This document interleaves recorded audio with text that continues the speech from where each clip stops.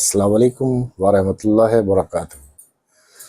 دوستو، جب ظلم حد سے گزر جاتا ہے اور وہ انسان کے صبر سے بھی زیادہ پار ہو جاتا ہے تو بولتے نا ایک ظلم سہنے والے انسان کی آواز اتنی خطرناک ہوتی ہے، اس کی آواز کی جو لرزش ہوتی ہے اللہ تعالیٰ اس کو سنتا ہے، اس کو قبول کرتا ہے۔ جب موسیٰ علیہ السلام کی قوم پر فرعون کا ظلم ہونا شروع ہوا، اس کی غلامی سے آزاد ہونے کے لیے لوگوں نے دعا کری تو اللہ تعالیٰ نے موسیٰ علیہ السلام کو دنیا میں بھیجا۔ بہرحال انہوں نے اپنی قوم کو فرعون کی چنگل سے آزاد کرایا، اس کی غلامی سے آزاد کرایا۔ اس کے بعد واقعہ ہے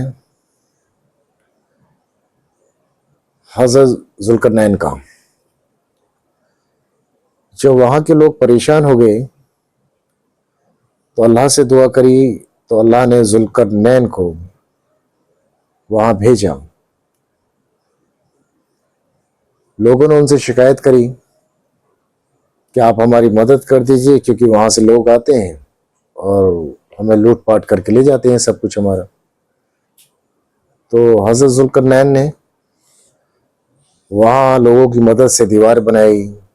بہرحال وہ ان کو وہاں قید کر دیا، جو یاجوج ماجوج تھے۔ ہے ابھی اللہ عالم کون سی جگہ ہیں نہیں بتا سکتے، یہ غیب کا علم ہے، اللہ جانتا ہے۔ پھر اس کے بعد جب ہمارے ہندوستان کو پوری طرح سے برٹش گورنمنٹ نے کنٹرول کر لیا تھا اور بہت زیادہ ظلم ہونے شروع ہو گئے تو اللہ نے یہاں بھی مجاہد بھیجے۔ انہوں نے جہاد کیا انگریزوں کے خلاف، یہاں تک کہ شہید بھی ہوئے، اور ہر قوم کے لوگوں نے اس میں حصہ لیا۔ اللہ نے ہم لوگوں کو ان سے بھی آزادی دلائی۔ پھر ایک واقعہ آپ کے سامنے برے صغیر کا ہی، افغانستان کا ہے۔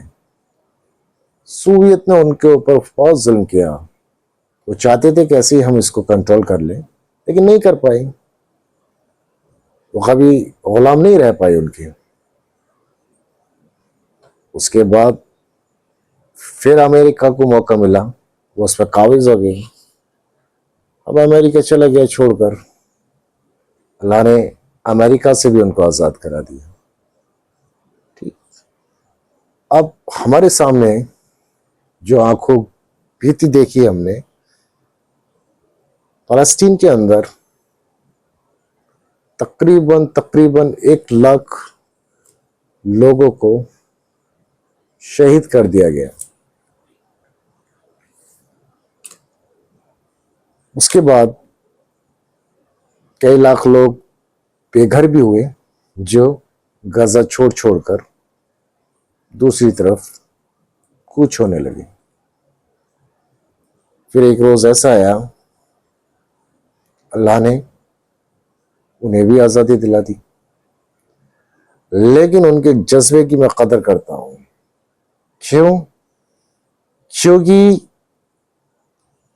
اس بازو پر تو بیٹے کی لاش ہے اور اس بازو میں بیٹی کی لاش ہے، اور سامنے اس کی بیوی، اس کی اہلیہ کی لاش ہے، سب کے سب شہید ہو گئے۔ لیکن وہ انسان، اس کا جملہ جو تھا زبان پر کیا تھا، حسبنا اللہ ونعم الوکیل،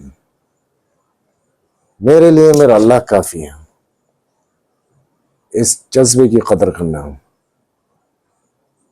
اللہ نے ان کو آزادی ایسی نہیں دی ہے، حسبنا اللہ ونعم الوکیل، میرے لیے میرا اللہ کافی ہے۔ اس جذبے کی قدر کرنا ہے۔